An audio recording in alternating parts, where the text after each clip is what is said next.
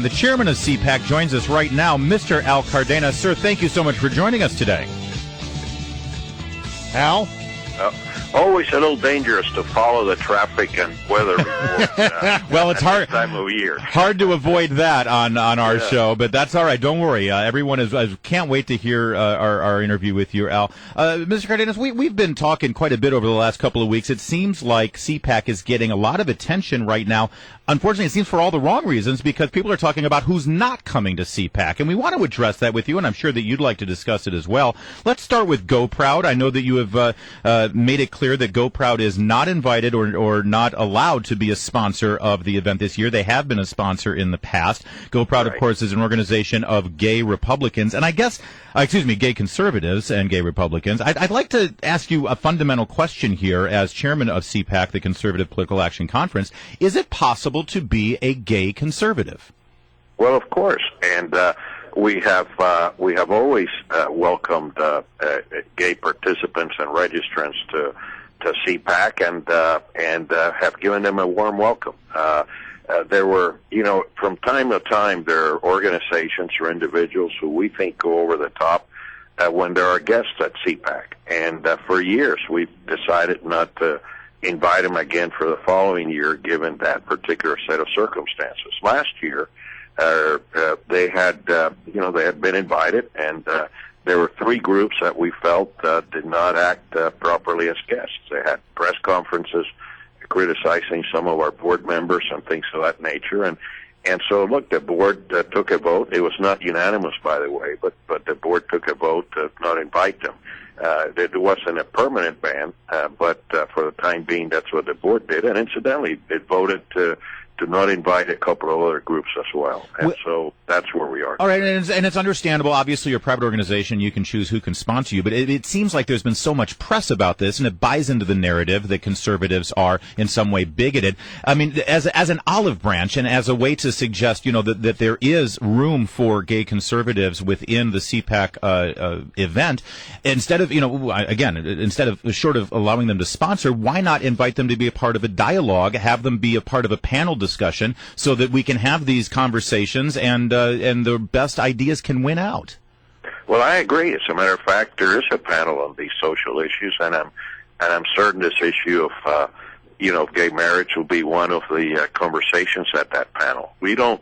Let me confirm to you guys that we don't shy away. Should never shy away from giving folks an opportunity to hear more than one side to a story. We're not a propaganda machine.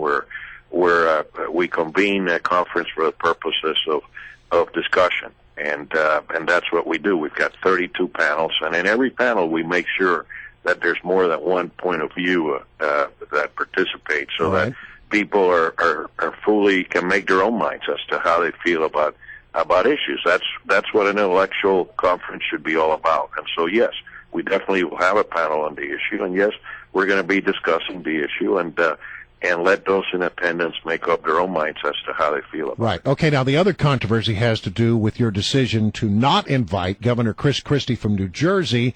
You're quoted as saying, CPAC is to conservative politics what all-star games are to professional athletes, and you don't think, basically, to sort of paraphrase your point, that Chris Christie is right now an all-star in the conservative movement. Do you think he is too liberal?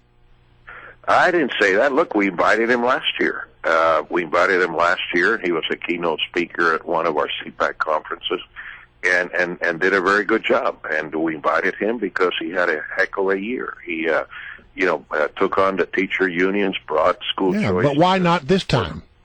Well, because I thought that, frankly, he was over the top over the $60 billion pork barrel bill that was just passed. If you think about it, here we're talking about an $85 billion sequester for this year. And the Democrats and complaining about primarily the pain and suffering that America will incur. Never mind that all it does is bring us back to the 2008. But what does this have budget. to do with Christie? Because this is a guy who's got a 74% approval rating in a blue state. Seems like he might have figured out something that could be shared with the larger group. Well, look, first of all, let's talk about numbers. We have a total of 30 opportunities for main ballroom speaking invitations. We have 30 Republican governors. We've got 200-plus Republican members of Congress. We have 40-plus Republican senators, and we've got people like Dr. Carson, Mitt Romney, and others, Governor Jeb Bush, who we wanted to hear from and whom we've never heard from, especially Dr. Carson and Governor Bush. So you're saying you just ran out of room? So you have to figure out who are those 20-some spots that you're going to offer invitations to. And you're saying that this time around, Chris Christie doesn't make the cut? That's all we're saying. And if next year it's appropriate, we'd love to have him back. All right. Al Cardenas is the chairman of CPAC. He's our guest right now. And again, we're going to be appearing live at CPAC next 2 weeks from now on Thursday and Friday, broadcasting live from Radio Row. Mr. Cardenas, I think this is a great opportunity now that you're on Mornings on the Mall with Brian and Larry, because, Rush Limbaugh said this about our show yesterday. This morning on our blowtorch affiliate, the nation's capital, WMAL, the radio program Mornings on the Mall. Yeah, see, so we're huge, Mr. Cardenas. Now is the time, right here, right now, to make big news. Who's going to be the keynote speaker? Keynote speaker will be Senator Ted Cruz. All right. On Saturday afternoon. And that has not been announced yet, has it?